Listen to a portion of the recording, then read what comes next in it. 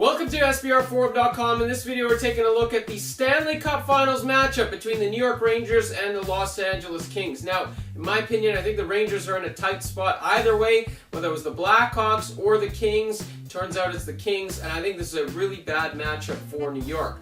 On paper, we're looking at two teams that do things very similarly. We got a Kings team that does everything that the Rangers do, just a little bit better. You know, the Rangers are a defensive team. They're built around their goaltender. They're built around playing low-scoring, conservative-type games. Well, hey, the Los Angeles Kings were the best defensive team in the NHL this season, allowing 2.05 goals per game. Now, you take a look at their defense in the playoffs, obviously allowing more goals per game in their 3 playoff series through the Western Conference. But take a look at who they played.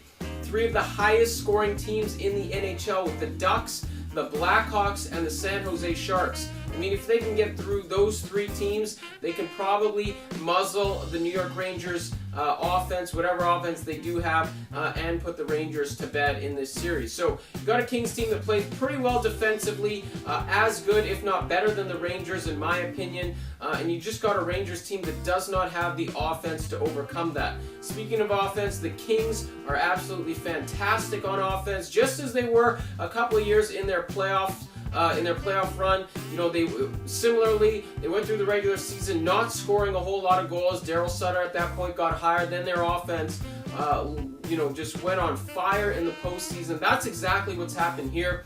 You know, this is the highest scoring team going into the Stanley Cup Finals. Of all playoff teams right now, they're averaging the most goals per game at 3.4 goals per outing. Now, that's a huge bump over what they did in the regular season. They scored just, they were 25th in the NHL in scoring, averaging something around 2.5 goals per game. So they're scoring nearly a goal more per game in the playoffs, which is fantastic.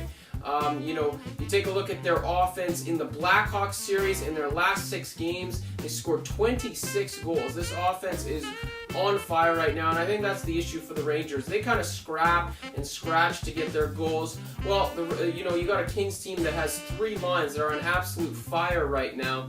You got the Jeff Carter, Tanner Pearson, and Tyler Toffoli line. You know, Carter and the 2 youngsters playing absolutely phenomenal right now.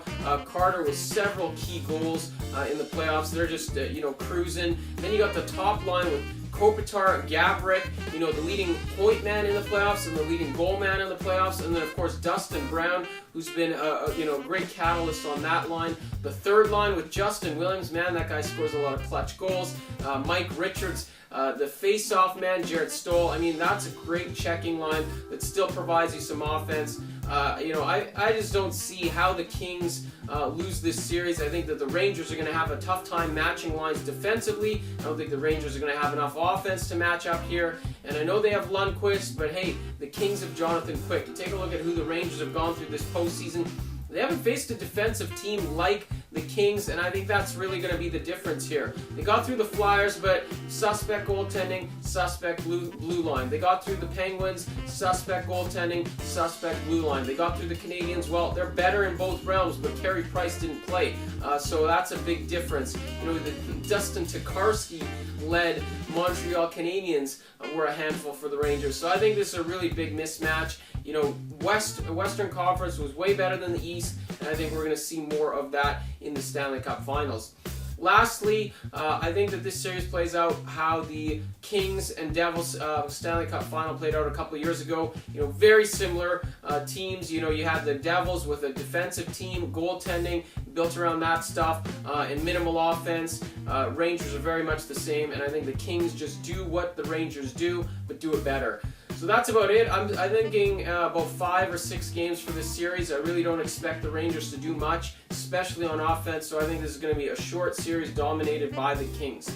Thanks for watching this video. We're going to have game-to-game previews of every single contest, so make sure you stick with us all the way through to the Stanley Cup until it's raised by the Kings, at least by my estimation. Thanks for watching. We'll talk to you again soon.